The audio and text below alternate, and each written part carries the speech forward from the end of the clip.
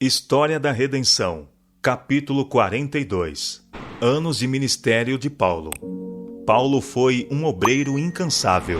Viajava constantemente de lugar a lugar, às vezes através de regiões inóspitas, outras vezes sobre água através de tormentas e tempestades.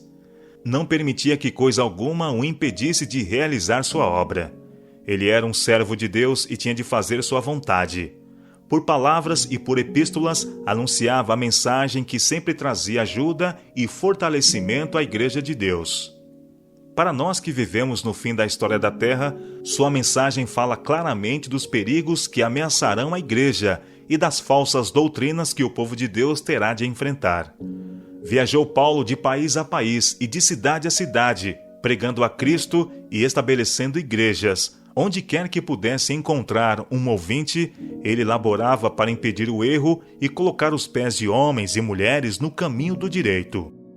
Aqueles que em qualquer lugar aceitavam a Cristo pelo seu esforço eram por ele organizados em igreja.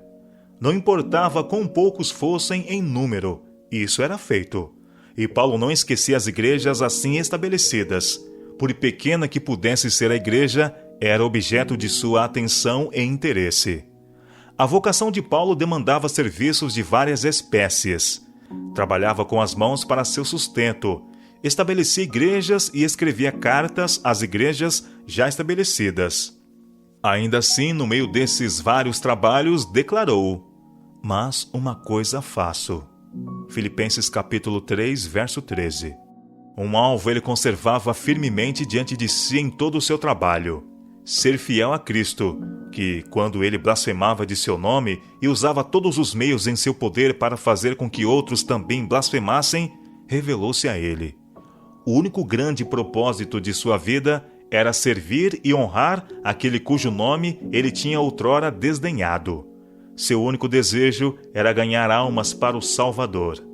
Tanto judeus como gentios poderiam a ele se opor e persegui-lo, porém, coisa alguma poderia desviá-lo de seu propósito. Paulo recapitula sua experiência. Escrevendo aos Filipenses, descreve sua experiência antes e depois de sua conversão. Disse ele: "Bem que eu poderia confiar também na carne. Se qualquer outro pensa que pode confiar na carne, eu ainda mais. Circuncidado ao 8º dia, da linhagem de Israel, da tribo de Benjamim, hebreu de hebreus, quanto à lei, fariseu, quanto ao zelo, perseguidor da igreja, quanto à justiça que há na lei, irrepreensível." Filipenses capítulo 3, versos 4 a 6. Depois de sua conversão, seu testemunho foi: "Sim, considero tudo como perda, por causa da sublimidade do conhecimento de Cristo Jesus, meu Senhor, por amor do qual perdi todas as coisas e as considero como refúgio, para ganhar a Cristo e ser achado nele, não tendo justiça própria, que procede de lei, senão a que é semelhante à fé em Cristo, a justiça que procede de Deus, baseada na fé." Filipenses capítulo 3, verso 8 e 9. A justiça que até então ele imaginara de muito valor, nada valia agora a seus olhos. O anelo de sua alma era para o conhecer e o poder da sua ressurreição e a comunhão dos seus sofrimentos, conformando-me com ele na sua morte, para de algum modo alcançar a ressurreição dentre os mortos. Não que eu o tenha já recebido, ou tenha já obtido a perfeição, mas prossigo para conquistar aquilo para o que também fui conquistado por Cristo Jesus. Irmãos, quanto a mim, não julgo havê-lo alcançado, mas uma coisa faço: esquecendo as que diante de mim estão, prossigo para o alvo, para o prêmio da soberana vocação de Deus em Cristo Jesus. Filipenses capítulo 3, versos 10 a 14. Um obreiro adaptável. Vede Paulo no cárcere de Filipos, onde, a despeito de seu ferido corpo, elevava um hino de louvor no silêncio da meia-noite. Depois do terremoto que abriu as portas da prisão, sua voz ouviu-se de novo, em palavras de ânimo ao carcereiro gentil: "Não te faças nenhum mal, que todos aqui estamos, cada homem em seu lugar, contidos pela presença de um companheiro de prisão. E o carcereiro, convencido da realidade da fé que sustentava Paulo, inquire acerca do caminho da salvação, e com toda a sua casa une-se aos perseguidos discípulos de Cristo. Vide Paulo em Atenas diante do concílio do Areópago, quando enfrentava ciência com ciência, lógica com lógica e filosofia com filosofia.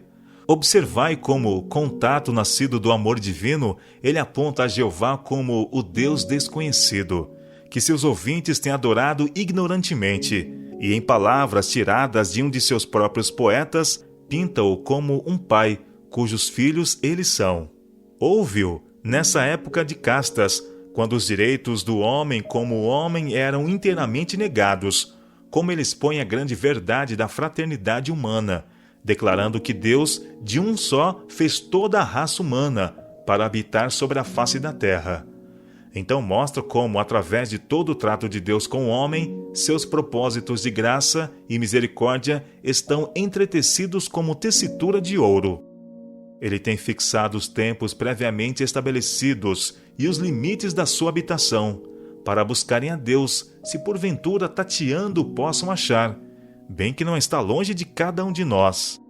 Ouve-o na corte de Festo, quando o rei Agripa, convencido da verdade do Evangelho, exclama: "Por pouco me persuades a me fazer cristão." Com que gentil cortesia, apontando para suas próprias cadeias, Paulo responde: "Assim Deus permitisse que, por pouco ou por muito, não apenas tu, ó rei, porém todos os que hoje me ouvem se tornassem tais qual eu sou, exceto estas cadeias." Assim transcorreu sua vida, descrita em suas próprias palavras, em jornadas muitas vezes, em perigos de rios, em perigos de salteadores, em perigos entre patrícios, em perigos entre gentios, em perigos na cidade, em perigos no deserto, em perigos no mar, em perigos entre falsos irmãos, em trabalhos e fadigas, em vigílias muitas vezes, em fome e sede, em jejuns muitas vezes, em frio e nudez.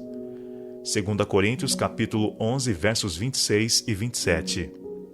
Disse mais: "Quando somos injuriados, bendizemos; quando perseguidos, suportamos; quando caluniados, procuramos conciliação; entristecidos, mas sempre alegres; pobres, mas enriquecendo a muitos; nada tendo, mas possuindo tudo."